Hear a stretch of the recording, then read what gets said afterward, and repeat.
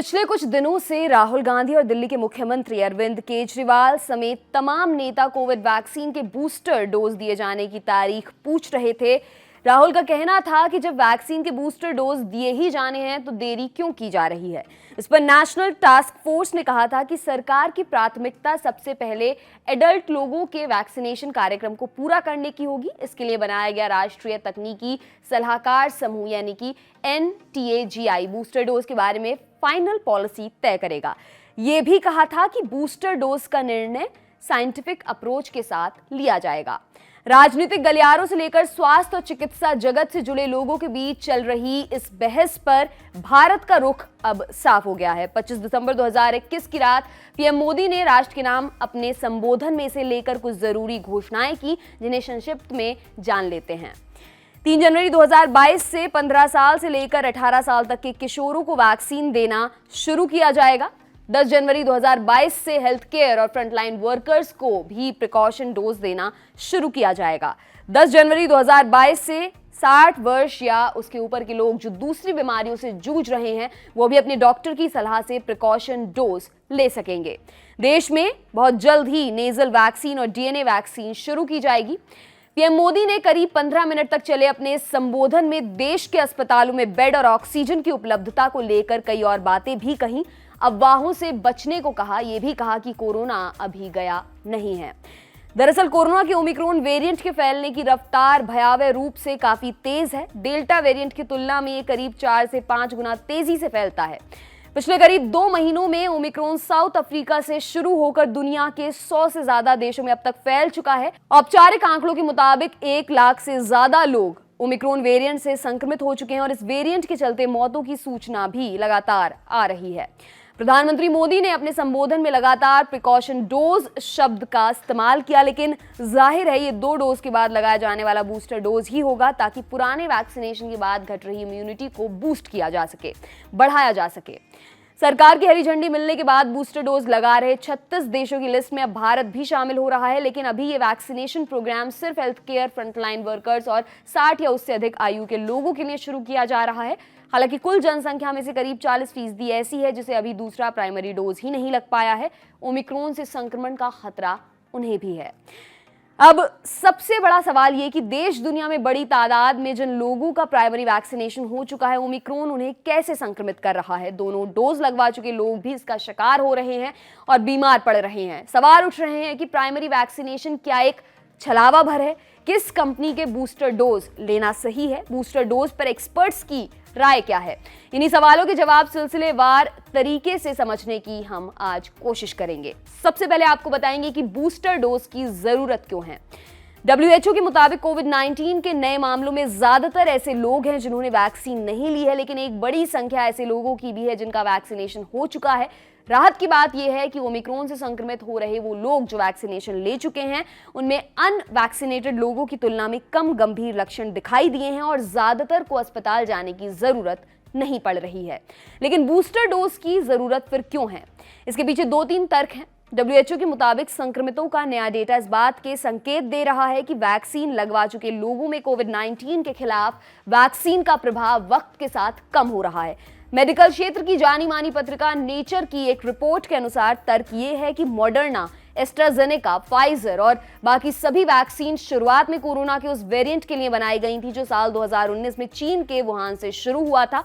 Corona के नए variant, खासतौर पर ओमिक्रॉन के खिलाफ ये सभी वैक्सीन वक्त के साथ कारगर नहीं रहती हैं। वैक्सीन कंपनी फाइजर की वाइस प्रेसिडेंट फिलिप डॉर्मित्जर ने नेचर से बातचीत में कहा कि हमें नए वेरिएंट के लिए वैक्सीन बनाने की जरूरत है। इसी तर्क के आधार पर यह डर भी तैर रहा है कि ज्यादा तेजी से फैलने के साथ साथ अगर ओमिक्रॉन ज्यादा जानलेवा भी हुआ तो कौन सी वैक्सीन जान बचा पाएगी। कई एक्सपर्ट्स की इस पर राय है कि पैन कोरोना वायरस वैक्सीन पर हमें जोर देना चाहिए जो वायरस के कई वेरिएंट्स के खिलाफ प्रभावी हो। इसी आधार पर WHO ने यह भी कहा कि जिन लोगों में इम्यूनिटी कम है, जो दूसरी बीमारियों से जूझ रहे हैं या उम्र उनकी 60 या उससे ऊपर है, उन्हें शुरुआती इम्यूनिटी को और बेहतर करने के लिए वैक्सीन के अतिरिक्त डोज दिए जाएं। एक तथ्य ध्यान में रखने वाला यह भी है कि कोरोना के खिलाफ प्रतिरोधकता पूरी दुनिया में एक जैसी नहीं है। वजहें इसकी दो हैं। एक तो अलग अलग देशों में वैक्सीन अलग अलग दी गई हैं और दूसरा ये कि सभी समुदायों के लोगों की शारीरिक और रोग प्रतिरोधक क्षमता भी अलग अलग हो सकती है। WHO के मुताबिक अभी तक कोई स्टडी ऐसी नहीं है जो इस फर्क को ढंग से बता सके कि किस कम्युनिटी के लोगों पर ओमिक्रॉन कितना असर कर सकता है। कई वैज्ञानिक भी ये कहते हैं कि साउथ अफ्रीका में केस ज्यादा है लेकिन गंभीरता का स्तर उतना डरावना नहीं है, लेकिन जरूरी नहीं कि यही पैटर्न भारत या अन्य देशों पर भी लागू हो। भारत की अगर बात करें तो केंद्र सरकार के मुताबिक करीब 90% अडल्ट लोगों को कोविड वैक्सीन का पहला और 60% को दोनों डोज लग चुके हैं। ये टीकाकरण ओमिक्रॉन वायरस के खिलाफ कितना कारगर रहेगा, इस पर स्वास्थ्य मंत्री मनसुख मंडाविया का कहना है सरकार जल्द ही इस पर रिपोर्ट जारी करेगी। देश में 38 जीनोम सीक्वेंसिंग लैब्स हैं जहां पर वायरस की कल्चरिंग कर रहे हैं कि इस वायरस स्ट्रेन पर वैक्सीन काम करेंगी या फिर नहीं। वायरस पर वैक्सीन के प्रभाव की स्टडी अभी की जा रही है। एक्सपर्ट क्या कहते हैं, बूस्टर या थर्ड डोज की जरूरत क्यों है, इस पर विशेषज्ञों की भी कई बातें जान लेते हैं। एम्स दिल्ली की प्रोफेसर MV पद्मा श्रीवास्तव ने न्यूज एजेंसी NI से बातचीत में कहा था कि एक वर्ग में इम्यूनिटी कम है और वैक्सीन के दोनों डोजेस के बावजूद उनमें जरूरत भर एंटीबॉडीज नहीं बन रही हैं। Indian council of medical research के डॉक्टर समिरन पंडा ने हाल ही में कहा था कि वैक्सीन कोविड-19 के वायरस को रोकती नहीं बल्कि संक्रमण की गंभीरता को कम करती हैं। ऐसा कोई प्रमाण नहीं है जिन्हें वैक्सीन लगी है उन्हें संक्रमण नहीं होगा। बूस्टर डोज या तीसरे शॉट पर डिबेट में जरूरी है कि दोनों प्राइमरी डोज का प्रोग्राम प्रभावित ना हो। बूस्टर डोज की जरूरत उन लोगों को है जो इम्यूनोसप्रेस्ड हैं, यानी जिनमें पर्याप्त इम्यूनिटी नहीं बन रही है। जूलियट पुलियम साउथ अफ्रीका के एपिडेमियोलॉजिकल मॉडलिंग एंड एनालिसिस के सेंटर यानी सिसमा के डायरेक्टर हैं। इकोनॉमिक टाइम्स से हुई बातचीत में जूलियट कहती हैं यूके के कुछ हाल ही के एविडेंसेस के मुताबिक ये बात सामने आई है कि बूस्टर डोज के तौर पर mRNA वैक्सीन खासतौर पर फाइजर इस वेरिएंट से होने वाले सिम्प्टोमेटिक डिजीज से कुछ प्रोटेक्शन दे पा रही है। ये वेरिएंट निश्चित तौर पर बच्चों में भी फैल रहा है जबकि भारत में अभी बच्चों का वैक्सीनेशन शुरू किया जाना है। अब आपको बताते हैं कि क्या बूस्टर डोज कोई नुकसान पहुंचा सकता है। वैक्सीन के साइड इफेक्ट और संभावित नुकसानों पर हम अगले एपिसोड में विस्तार से बात करेंगे। फिलहाल बूस्टर डोज के खिलाफ खड़े नजर आ रहे एक्सपर्ट्स की राय जान लेते हैं। मोटे तौर पर इनका कहना है कि बेशक वैक्सीन लेने से शरीर में एंटीबॉडीज भले बन रही हों, लेकिन कोई स्टडी इस बात का जवाब नहीं देती है कि क्या वैक्सीन लेने से बनी एंटीबॉडीज वायरस को रोक सकती हैं। आउटलुक की रिपोर्ट के मुताबिक Indian institute of chemical biology Kolkata के इम्यूनोलॉजी डिपार्टमेंट के हेड रह चुके डॉक्टर श्यामल रॉय कहते हैं मेरा मानना है कि सबसे पहले हमें थर्ड डोज का क्लिनिकल डेटा जुटाना चाहिए ताकि हम तय कर सकें ये डोज कितना सुरक्षित और प्रभावी है बिना कोई विधिवत अध्ययन किए। मैं सरकार को किसी अतिरिक्त डोज की सलाह नहीं दूंगा। कुछ इम्यूनोलॉजिस्ट ये भी कह रहे हैं कि वैक्सीन से बनने वाली एंटीबॉडीज कई बार शरीर को भी नुकसान पहुंचा सकती हैं और ऐसा कहने के पीछे आधार भी है। एक स्थिति होती है जिसे ADE यानी एंटीबॉडी डिपेंडेंट एनहांसमेंट कहते हैं।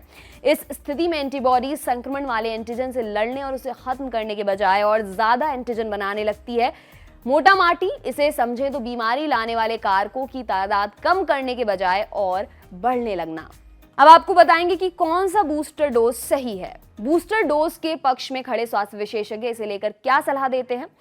दिल्ली एम्स के डायरेक्टर डॉक्टर रणदीप गुलेरिया सलाह देते हैं कि अगर बूस्टर डोज लगवाएं तो नई वैक्सीन का लगवाएं, माने वही नहीं जो आपने इससे पहले फर्स्ट और सेकंड डोज में लगवाई हैं। ऐसा समझिए कि अगर आपने प्राइमरी दोनों डोजेस कोविशील्ड वैक्सीन के लिए हैं तो तीसरे डोज यानी बूस्टर डोज आपको कोवैक्सीन का लेना चाहिए और इसी का वाइस वर्सा।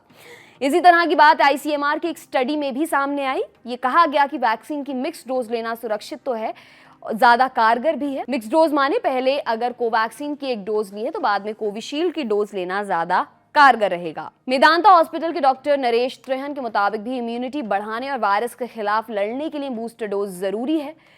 वैक्सीन बनाने वाली कंपनियों के दावे क्या हैं वो भी आपको बताते हैं। कोविड के खिलाफ कुल मिलाकर 25 अलग अलग वैक्सीन को अलग अलग अथॉरिटीज से अप्रूवल मिल चुका है और करीब 326 वैक्सीन डेवलपमेंट के अलग अलग स्टेजेस में है, यानी काम उन पर चल रहा है। अभी हाल ही में मॉडर्ना और फाइजर ने बताया कि प्राइमरी लैब ट्रायल्स में उनकी बूस्टर डोज ओमिक्रॉन के खिलाफ एक अच्छे स्तर तक एंटीबॉडी बढ़ा रहे हैं। हिंदुस्तान में सीरम इंस्टीट्यूट ऑफ इंडिया ने ड्रग रेगुलेटर से अपनी कोरोना वैक्सीन कोविशील्ड को बूस्टर डोज के तौर पर मंजूरी देने को कहा है। सीरम ने अप्रूवल की यह रिक्वेस्ट ब्रिटेन में बूस्टर डोज को अनुमति दिए जाने का हवाला देते हुए की है। Single dose vaccine Sputnik light को बनाने वाली कंपनी का दावा भी कुछ इसी तरह का है। इसके अलावा भारत बायोटेक अपनी नेजल वैक्सीन को भी बूस्टर डोज के लिए एक अच्छा विकल्प बता रही है। अब आपको बताएंगे बूस्टर डोज पर दुनिया भर का रुख। द हिंदू बिजनेस लाइन की एक रिपोर्ट के मुताबिक दुनिया के उन देशों में भी कोविड के मामले बढ़ रहे हैं जहां बड़े पैमाने पर वैक्सीनेशन किया जा चुका है। उदाहरण के तौर पर ब्रिटेन में जहां 68% जनसंख्या पूरी तरह से वैक्सीनेटेड है, वहां कोरोना के मामलों और इससे होने वाली मौतों दोनों में इजाफा हुआ है। इसी तरह फ्रांस की अगर हम बात करें तो यहाँ 76% लोग और जर्मनी में 66% लोग कोरोना के प्राइमरी टीके ले चुके हैं।